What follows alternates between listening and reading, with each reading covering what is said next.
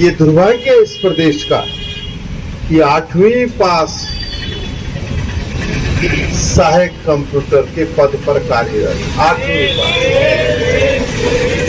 अब आप अंदाजा लगा सकते हैं कि विधानसभा के अंदर कैसे कैसे लोगों की नियुक्तियां, मैं जिसने बीटेक किया है, जो हाईली वेल क्वालिफाइड है, जिसके पास इतनी डिग्रियां हैं, वो तो रक्षक है विधानसभा में, और जो 8वीं पास है वो सहायक कंप्यूटर के पद पर कार्य कर रहा है। मांग करते रहे कि भाई इसकी भी सीबीआई जांच होनी चाहिए।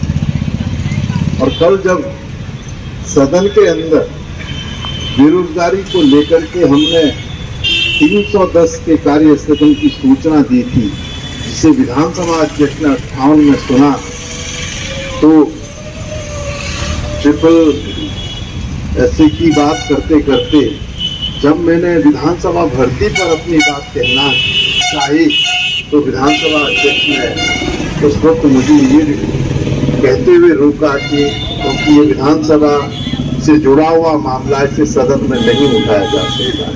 लेकिन मैं आपकी जानकारी के लिए कहना चाहता हूँ, पहले हमारे बहुत सारे विधायक साथी कह रहे थे कि इतना समय इनको जो है विधानसभा में भर्ती हुए हो गया है, अब इनको अगर हम नौकरी से निकालेंगे तो इनके साथ जो है उचित नहीं है।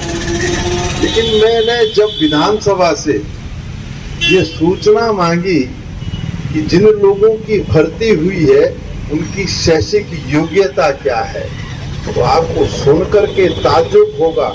और मैंने कल सदन में भी विधानसभा पर ये बात तो नहीं कही, लेकिन अनंतिम क्षणों में मैंने ये कहा कि ये दुर्भाग्य है इस प्रदेश का कि 8वीं पास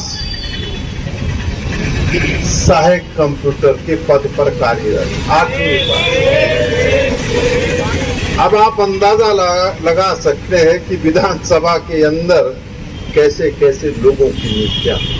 मैं शीघ्र इस पर प्रेस कॉन्फ्रेंस करूंगा और तमाम वो दस्तावेज आम जन के बीच में लाने का काम करूंगा, ताकि लोगों को ये एहसास हो, लोगों को ये लगे कि सत्ता में बैठे हुए लोग, तब चाहे वो किसी भी राजनीतिक दल की क्यों ना हो, उनको जब समय मिला तो उन्होंने नौजवान साथियों के भविष्य के साथ खिलवाड़ करने का काम किया। खिलवाड़ करने का अंदाजा इसी से लगाया जाता है।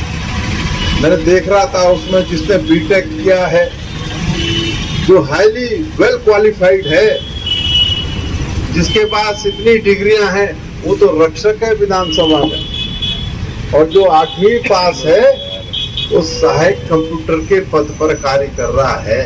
तो कैसा चल रहा होगा विधानसभा का काम, इससे अंदाजा लगाया जा सकता है। तो हमने तो दोनों ही विषयों पर, चाहे कानून व्यवस्था का मामला हो, चाहे नौजवान साथियों का मामला हो, इसको पुरजोर तरीके से सदन के अंदर उठाने का काम किया।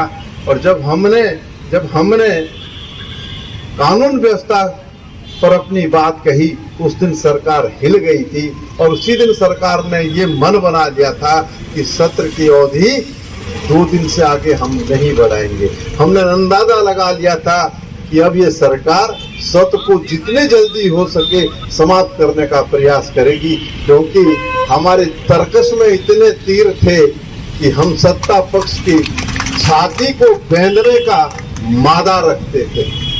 तो अब सत्र समाप्त कर दिया। अब प्रेस के माध्यम से मैं विधानसभा भर्तियों के परिप्रेक्ष्य में आप सबके सामने वो तथ्य रखूंगा, जिन तथ्यों को देखकर आप भी कहेंगे कि इसको भैया विधानसभा में हो सकता है और कहीं नहीं हो सकता है, और कहीं नहीं हो सकता है। ये हालत की स्थिति है।